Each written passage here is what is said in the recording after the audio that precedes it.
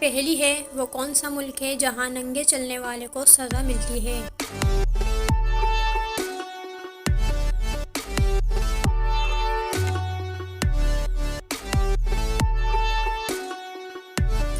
सही जवाब है बेल्जियम।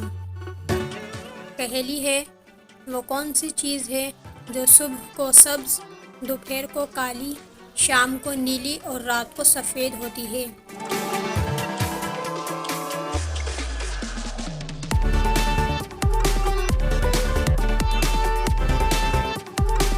सही आंसर है बिल्ली की आंखें। पहेली है वो कौन सा जानवर है जो हमेशा जिंदा रहता है।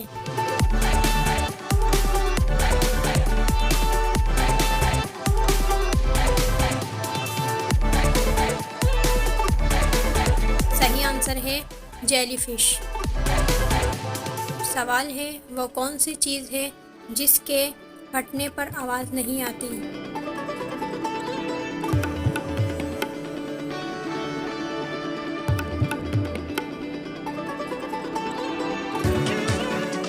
सही आंसर है दूध। सवाल है वो कौन सी चीज़ है जो मर्द पहनेगा तो मर जाएगा, औरत पहनेगी तो निकाह टूट जाएगा और बच्चे वो खुशी से पहनते हैं।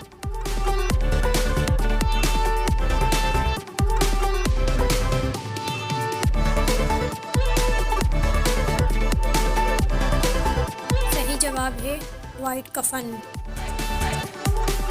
अगर आपको ये वीडियो पसंद आई तो इसे लाइक और शेयर ज़रूर कीजिएगा।